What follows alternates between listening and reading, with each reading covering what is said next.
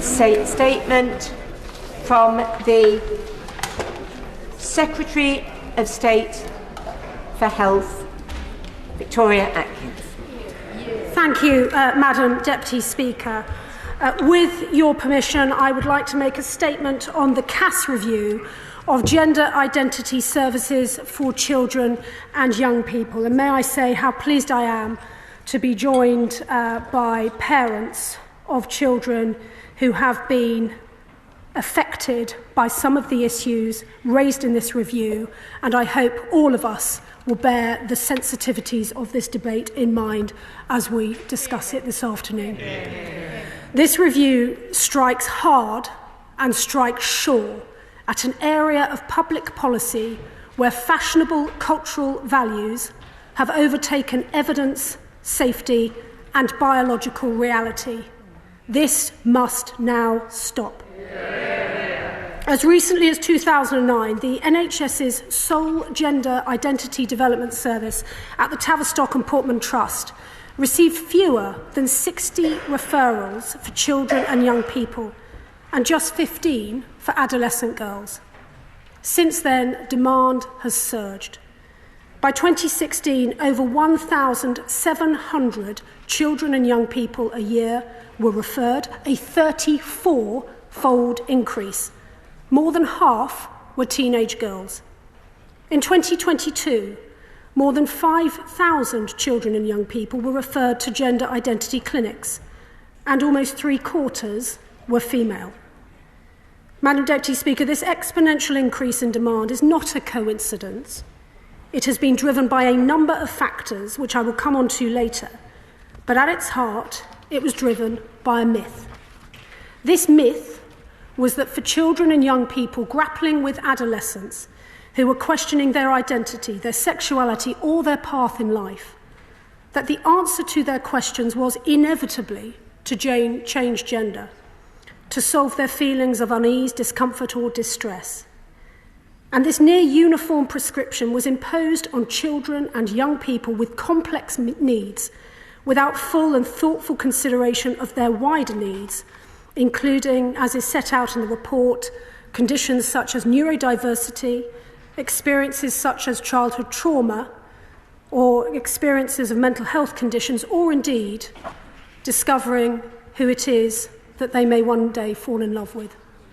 Indeed, the response from some of the people who should have protected them, some of the clinicians in charge of their care at the Tavistock Clinic, was almost always to put them on an irreversible path, blocking puberty, then the prescription of cross-sex hormones, and onto surgery as an adult. In other words, such professionals were not asking the right questions of themselves or of their patients. That is why in 2020, with the support of my predecessors, my right honourable friends, the members for West Suffolk and for Bromsgrove, NHS England commissioned Dr. Hilary Cass to examine the state of services for children questioning their gender. And I would like to start by thanking Dr. Cass and her team for undertaking a considered, comprehensive and courageous review into an extremely contentious area of healthcare.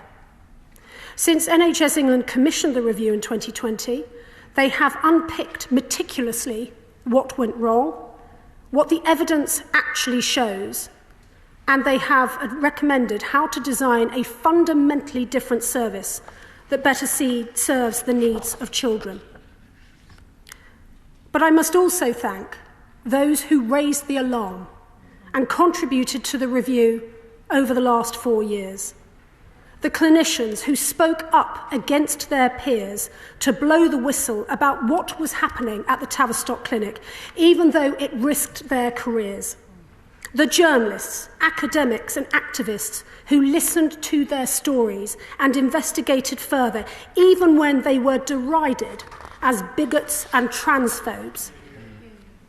The parents who were just trying their best to support their children, but were so badly let down by a service that vilified them for questioning whether the interventions offered were the right ones for their children. And of course, the young people themselves, who have shared their experiences, including those who have gone through the pain of detransitioning, only to find out that the so-called reversible treatments they were offered are not, in fact, reversible. Madam Deputy Speaker, the Cass Review makes for sober reading. It is extremely thorough, and so I will not attempt to cover all of its recommendations today, but I genuinely encourage all honourable and right honourable members to read the report in full. It should concern every single member of this House that part of our public space, the NHS, was overtaken by a culture of secrecy and ideology that was allowed to trump evidence and safety. We say enough is enough. Our young people deserve better, and we must do whatever it takes to protect them. Since the publication of Dr. Cass's interim report in 2022, a series of important changes have been made, and I want to put on record my thanks to NHS England's Chief Executive, Amanda Pritchard, and all of those at NHS England who have worked hard with Dr. Cass to implement these. On the 31st of March, the Tavistock Clinic finally closed, having stopped seeing new patients a year earlier. 2 new regional hubs have been opened in partnership with the country's most prestigious children's hospitals to ensure that children are supported by specialist multidisciplinary teams, and indeed another will follow in Bristol later this year. In the last few weeks, NHS England made the landmark decision to end the routine prescription to children of puberty blockers for gender dysphoria.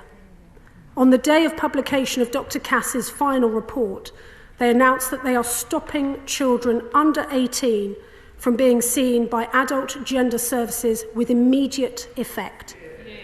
And an urgent review on clinical policy for cross-sex hormones will now follow without delay. I also welcome NHS England's plans to bring forward their full review of adult services, including Dr. Cass's recommendation for a follow-through service for young people up to the age of 25. I also share Dr. Cass's concerns that clinicians who subscribe to gender ideology will try to use private providers to get around the rules. Let me give a very clear warning. Prescribing is a highly regulated activity, and the Care Quality Commission has not licensed any gender clinic to prescribe hormone blockers or cross-sex hormones to people under the age of 16. Any clinic that does may be committing extremely serious regulatory offences for which they can have their licence revoked and their clinicians can be struck off. My officials have been in contact with the CQC following the final report to ask that they look again at the age thresholds in their licensing conditions.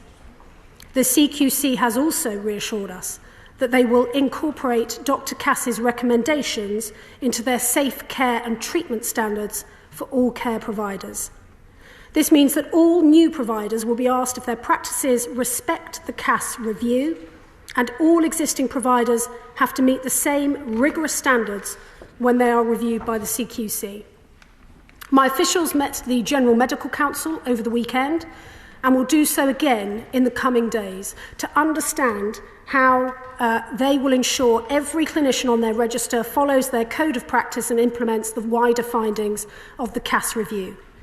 It is morally and medically reprehensible that some online providers not registered in the UK have stated their intention to continue to issue prescriptions to children in this country, and I am looking closely at closing what can be done to curtail any loopholes in prescribing practices, including legislative options. Nothing is off the table, and I will update the House in due course as we progress this work at pace.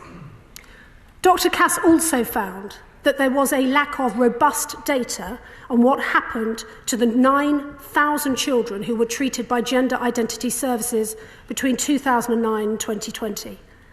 Many went on to continue their treatment at adult clinics, and the University of York had been due to research the long-term consequences of treatment they received as children so that we can properly support them through their journey into adulthood. It was expected to provide important insights into the clinic's work, including how many patients detransitioned, how many were also diagnosed with a mental health condition or an autism spectrum disorder. We took, this government, the unprecedented step of changing the law to make it possible for adult gender clinics to share medical data with the university. All bar one of the adult gender clinics refused to cooperate with this vital research.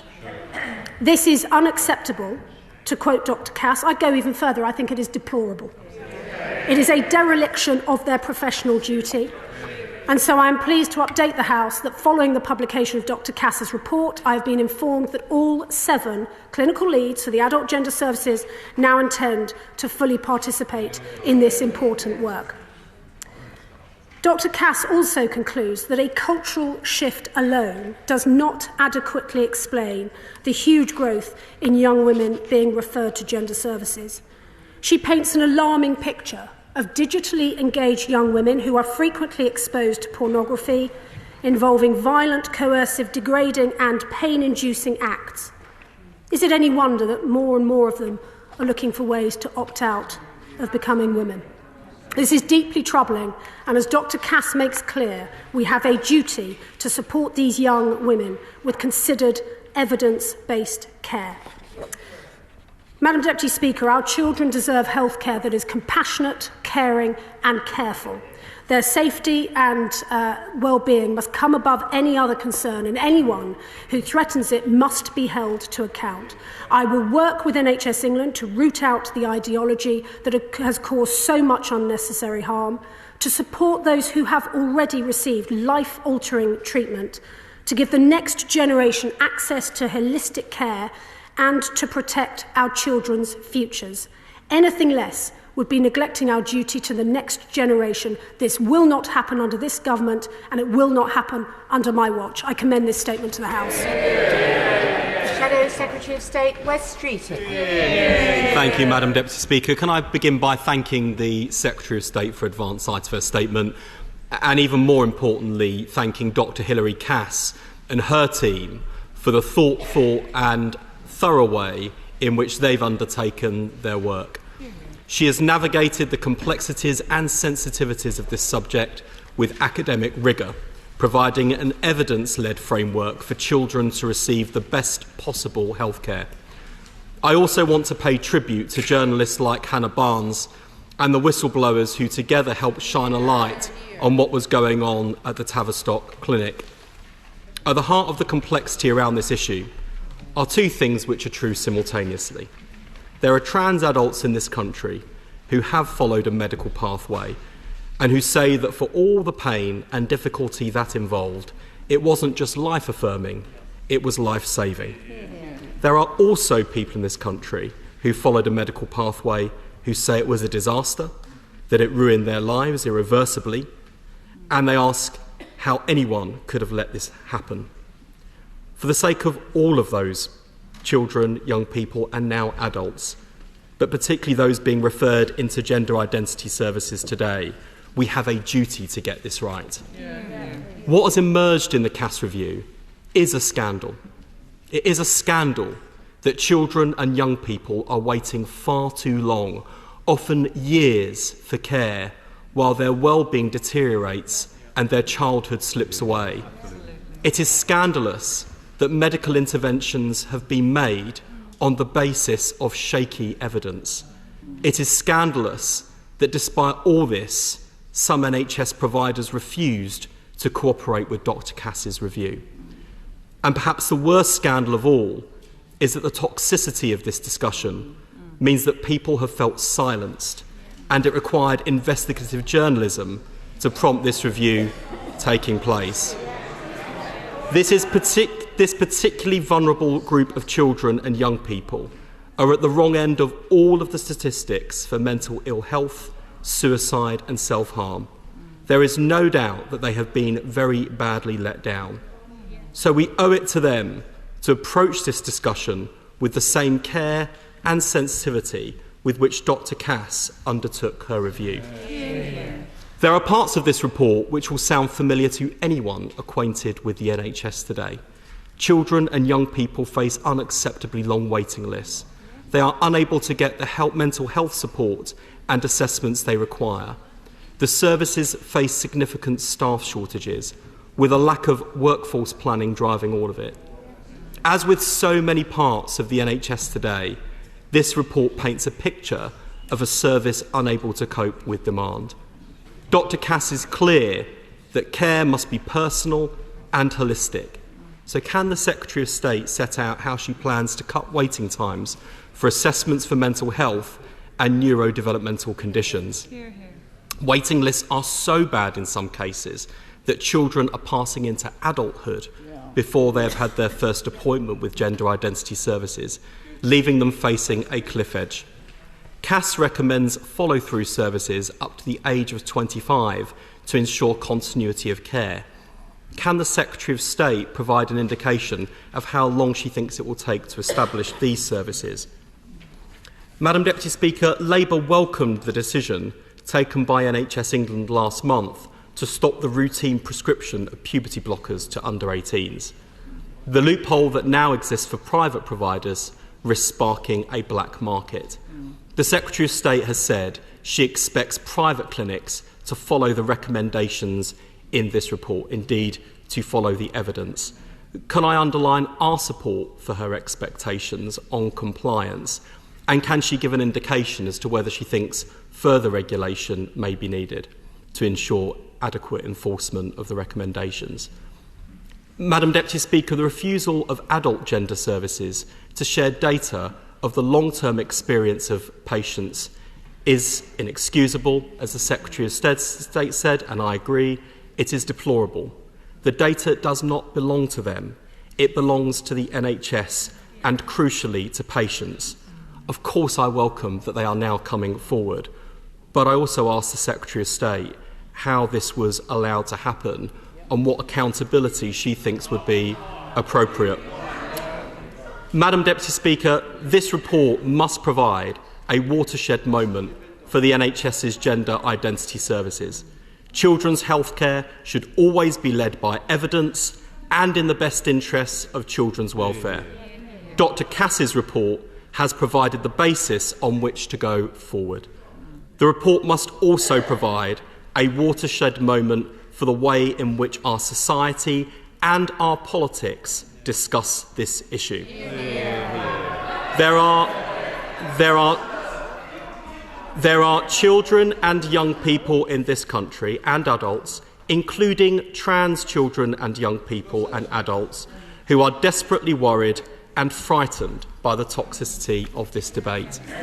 There are healthcare professionals who are scared to do their job and make their views known. And Dr. Cass has said, and I quote, "Toxic, ideological and polarised public debate has made the work of the review significantly harder," and she says it will hamper the research that is essential to finding a way forward. So in conclusion, Madam Deputy Speaker, can I say that even in this, a general election year, there is surely one issue on which we can down tools and work together, and that is in pursuit of the healthcare of vulnerable people. And can I also pay tribute to the Right Honourable Member for Bromsgrove? We had many scraps across the dispatch box, but for his role in commissioning this review, he deserves our thanks and respect. And I hope that I can work constructively with the Health Secretary to put children's health and well-being above the political fray. Chief State. I welcome all of those who have changed their minds about this critical issue. Because in order to move forward and get on with the vital work that Dr. Cass recommends, we need more people to face up to the truth, no matter how uncomfortable that makes them feel. And so I say to the honourable gentleman opposite me, I hope he has the humility to understand that the ideology he and his colleagues espoused was part of the problem. He talks about the culture and the toxicity of the debate. Does he understand the hurt that he caused to people when he told them to just get over it? Does he know that when he and his friends on the left spent the last decade crying culture wars where legitimate concerns were raised, an atmosphere of intimidation was created and had the impact on the workforce that he has rightly described. They were scared or worried to go into it. And does he now have the good grace to apologise to those who have been maligned in public life, including his own female colleagues, and for the chilling effect that this has had on clinicians, journalists and campaigners who were trying to raise the alarm? I say this because I want to believe the Honourable Gentleman when he says he has turned a corner on this. We now have to start with a new page for the sake not just of the children and young people that we are looking after, but also for the sakes of their families, many of whom will be watching this, living with the consequences of this ideology and this secrecy, wondering how on earth the Honourable Gentleman is talking about general elections, when for them, every single day, every single minute that their children have to live with the treatment they have dealt with, it will never, ever be reversed.